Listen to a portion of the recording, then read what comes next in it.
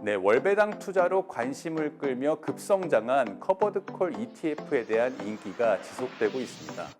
하지만 기초지수 변동성이 커지면서 안정적인 현금 흐름을 계속 낼 수 있을지 투자자들의 우려도 생기는데요. 오늘은 고정 커버드콜 ETF 전략을 살펴보며 이 물음에 대한 해답을 얻어보겠습니다. 같이 들어보시죠.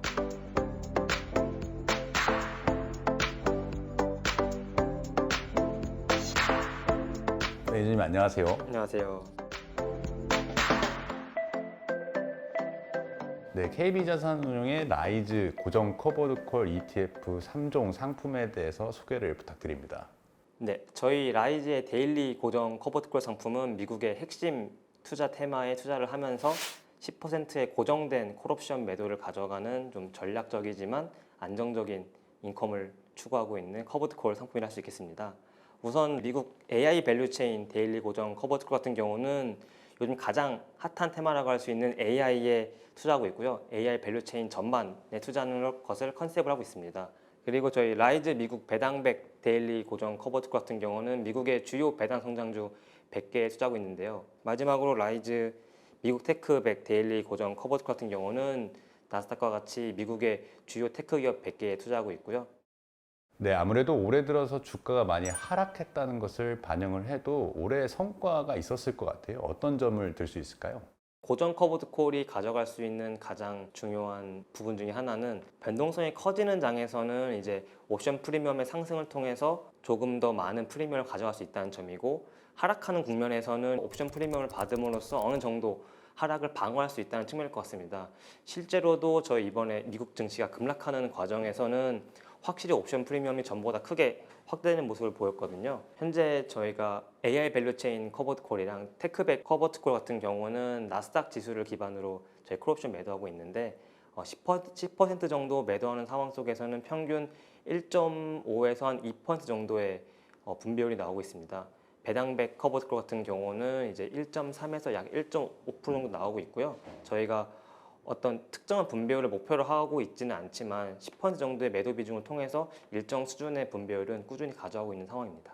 고정 커버드콜 전략을 추구하는 이유가 따로 있나요? 타겟 커버드 같은 경우는 어쨌든 타겟으로 하는 분배율이 존재를 하고, 이 분배율을 맞추기 위해서 콜옵션 매도 비중을 계속 조정할 수밖에 없습니다.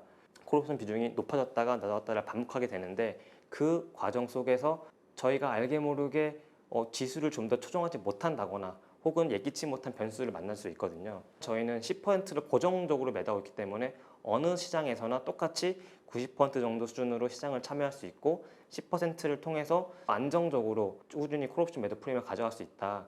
주가가 하락할 때 하락장에 대한 방어력이 더 약해질 수 있다는 측면도 있을 것 같아요.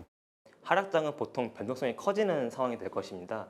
변동성이 커지게 되면은 그만큼 옵션 프리미엄이 올라가고, 이를 바탕으로 일정 부분의 방어력을 가져감으로써 90% 정도에 추정할 수 있거든요.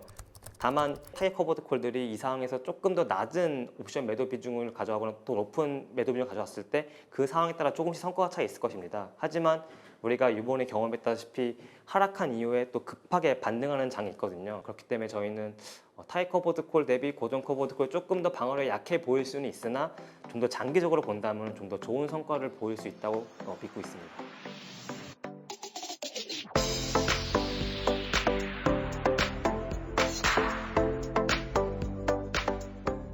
실장님 안녕하세요. 안녕하세요.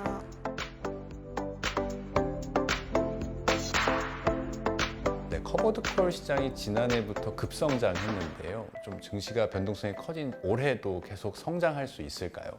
사실 커버드콜이라는 상품이 고금리의 저성장 국면에서 뭔가 월배당으로 고정적인 프리미엄을 추구를 하면서도 기초자산에 대한 성장도 참여를 하고, 변동성이 높은 시장에서 어느 정도는 하방을 지켜줄 수 있는 그런 역할을 하고 있기 때문에, 사실 국내뿐만 아니라 해외에서도 사실 2, 3년 전부터 굉장히 폭발적인 수요 증가를 일으켜 온 상품인데요.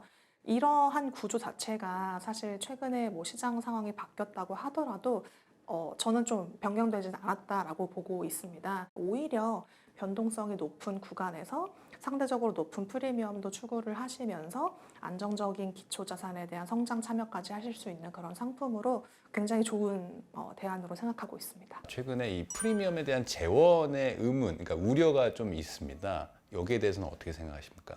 저희가 시뮬레이션 해봤을 때 사실 2020년 이후에 시장이 장기 상승하는 구간이었음에도 불구하고 평균적으로 프리미엄이 연 15% 정도 수준이었어요. 보수적으로 투자자분들한테 연 12에서 18% 수준 사이로 지급해드릴 수 있는 그런 상품으로 이제 개발을 했던 거기 때문에 저희가 애초에 예상했던 수준에서 분배금에서 크게 벗어나진 않을 걸로 생각을 하고 있습니다. 오히려 젊은 층에서 이제 현금 흐름을 마련을 하기 위해서 이 상품을 선호하시는 경우도 많이 계시더라고요. 매월 분배금이 쌓이니까 이걸로 뭐 이제 활용할 수 있는 것들이 좀 많이 있더라고요. 그래서 젊은 층이나 또 이제 은퇴를 앞두고 있는 연령층 모두한테 좀 권해드릴 수 있는 그런 상품이 되지 않을까 생각하고 있습니다. KB자산운용에서 올해 조금 기대해 볼 만한 테마형 ETF라면 어떤 게 있을까요?